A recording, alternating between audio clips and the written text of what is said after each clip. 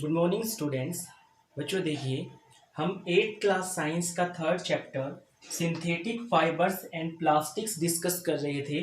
और इस चैप्टर में बच्चों लास्ट जो है हमने सिंथेटिक फाइबर्स के टाइप्स पढ़े थे, जैसे नायलॉन, रेयॉन, पॉलिएस्टर, एक्रिलिक, वो सारा हमने फिनिश कर लिया था।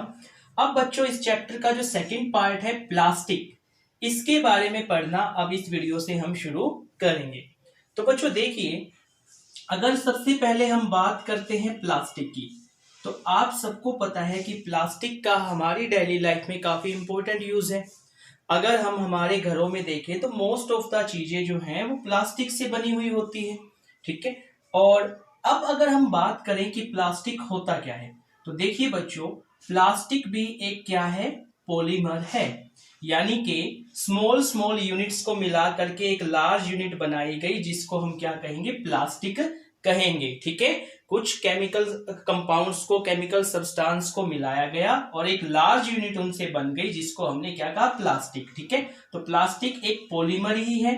ठीक है। उसके बाद देखिए, अब अगर हम बात करें कि क्योंकि प्लास्टिक क्या है, प्लास्टिक एक पॉलीमर है, मतलब कई सारी यूनिट्स को मिला करके बनाया गया है। तो उन यूनिट्स को बच्चों हम दो तरीके से, टू टाइप से अरेंज कर सकते हैं। ठीक है। कैसे?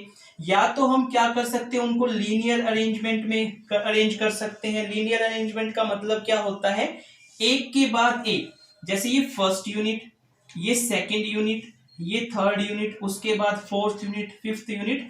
तो एक के बाद अगर एक हम उन स्मॉल यूनिट्स को जोड़ते चले तो एक लार्ज यूनिट बन जाती है, और इस लार्ज यूनिट को फिर हम क्या कहेंगे, प्लास्टिक कहेंगे। एक तो ये तरीका है बच्चों।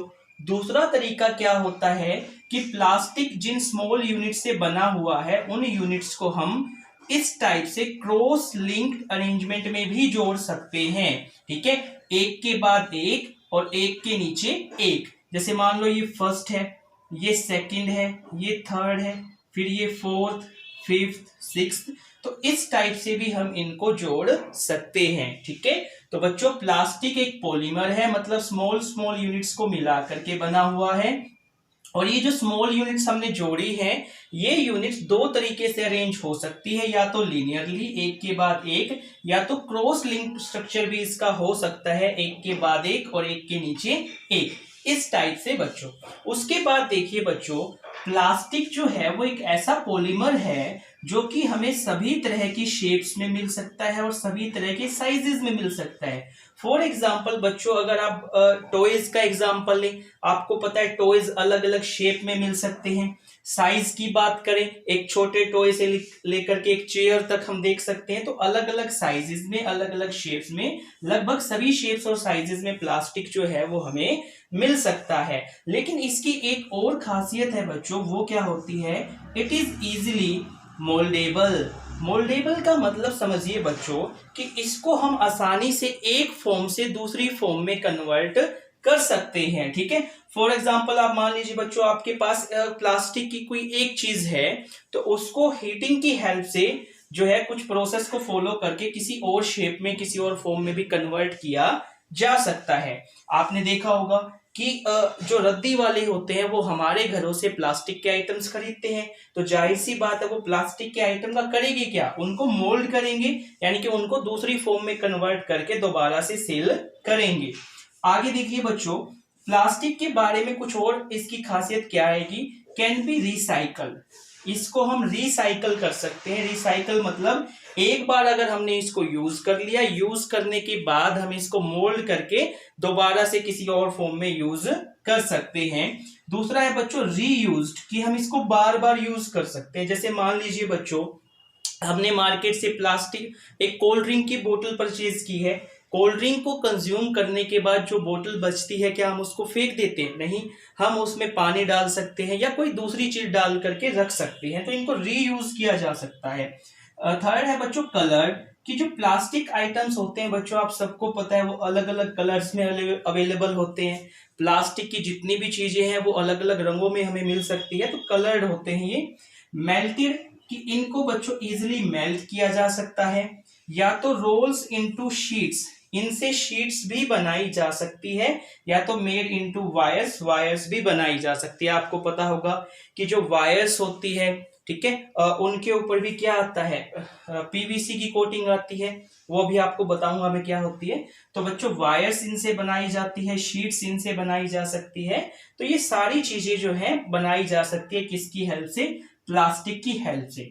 तो बच्चों अभी तक हमने क्या देखा है कि प्लास्टिक एक पॉलीमर है, मतलब कुछ स्मॉल स्मॉल यूनिट्स को जोड़ करके प्लास्टिक बनाया जाता है। अब उन यूनिट्स को हम दो तरीके से जोड़ सकते हैं, यानी कि प्लास्टिक के अंदर वो यूनिट्स दो तरीके से जुड़ी हुई होती है, या तो लीनियर एक के बाद एक, या क्रॉस लिंक्ड एक के बाद एक के नीचे एक। और बच्चों प्लास्टिक हमें सभी शेप्स और साइजेस में मिल जाता है, मोल्डेबल होता है, एक फॉर्म से दूसरी फॉर्म में कन्वर्ट किया जा सकता है। और कुछ और खासियतें क्या थी इसकी कि रिसाइकल्ड है, रीयूज कर सकते हैं, कलर्ड होता है, मेल्ट कर सकते हैं, शीट्स में रोल कर सकते हैं, या वायर्स भी बना सकते हैं। अब बच्चों प्लास्टिक का एक एग्जाम्पल जो रोजाना की लाइफ में हम देखते हैं या सबसे ज्यादा यूज करते हैं, और वो क्या है बच्चों, पॉलीथीन। बच्चों आप सबने देखा होगा कि हमारी डेली लाइफ में हम पॉली बैग्स का यूज करते हैं। वेजिटेबल अगर लेने जाते हैं उसको भी पॉली बैग में डालते हैं, कोई ग्रोसरी का सामान है वो भी पॉली बैग में डाला जाता है। तो बच्चों वो पॉली बैग बनता किससे है, वो किससे बनता है, पॉलीथीन। अब पॉलीथीन क्या है बच्चों, अगर मैं इस वर्ड को यहां से ब्रेक करता हूं तो पॉली प्लस थीन, यानी कि बच्चों पॉली का मतलब मैनी और इथीन एक बच्चों केमिकल कंपाउंड है। तो जब हम इथीन को जोड़ते चलते हैं तो हमारे पास क्या बन जाता है, पॉलीथीन। समझिए कैसे, जैसे मान लो ये एक इथीन, फिर ये दूसरा इथीन, ये तीसरा इथीन, एक के बाद एक इथीन को जोड़ते चले, एक लार्ज यूनिट बन गई और उसे हमें क्या कह दिया, पॉलीथीन बोल दिया। ठीक है। अब बच्चों जो प्लास्टिक है उसके बारे में दो चीजें अब हमने देखना है। ठीक है, पॉलीथीन हो गया, समझ में आ गया होगा। अब उसके बाद देखो प्लास्टिक के बारे में दो चीजें।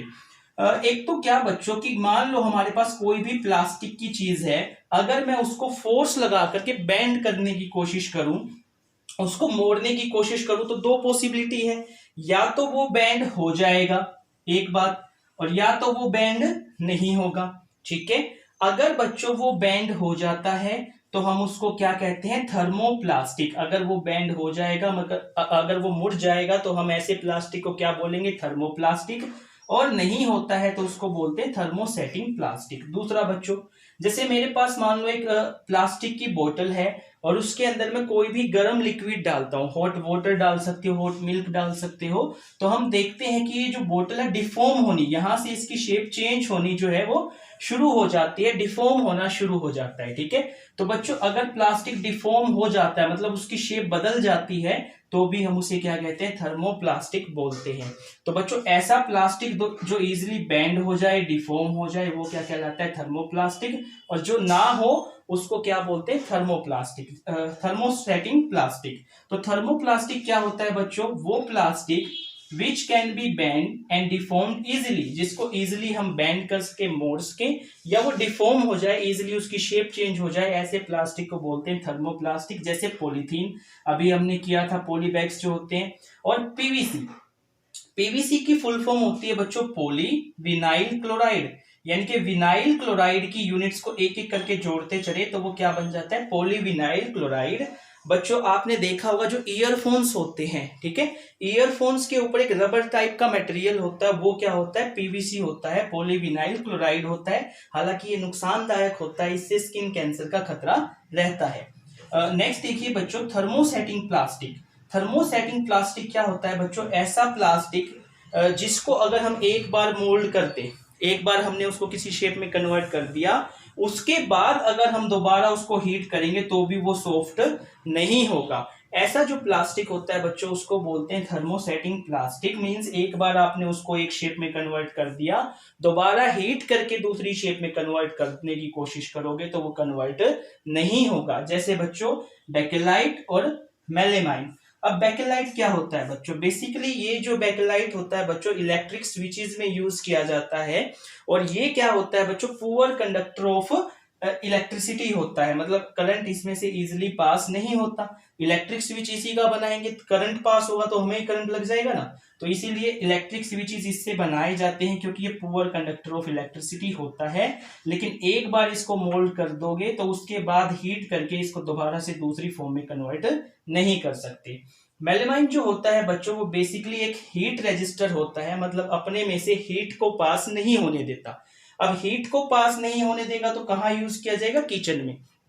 किचन की जो टाइल्स होती है, फ्लोर टाइल्स होती है, किचन के अंदर जो सैनिटरी वेयर लगाया जाता है, ठीक है, सिंक वगैरह जो लगाए जाते हैं, तो बेसिकली वहां पर जो है इसका यूज किया जाता है, क्योंकि ये हीट रेजिस्टर होता है, फायर कैच नहीं करता, जल्दी से आग नहीं लगती। क्योंकि अगर किचन में बाई चांस किसी एक्सीडेंट के द्वारा आग वगैरह लग जाती है तो इसकी वजह से आग नहीं बढ़ पाती है। तो ये बच्चों हमने पढ़ा है किसके बारे में? प्लास्टिक के बारे में। तो होपफुली बच्चों आपको ये लेक्चर समझ में आया होगा। Thank you.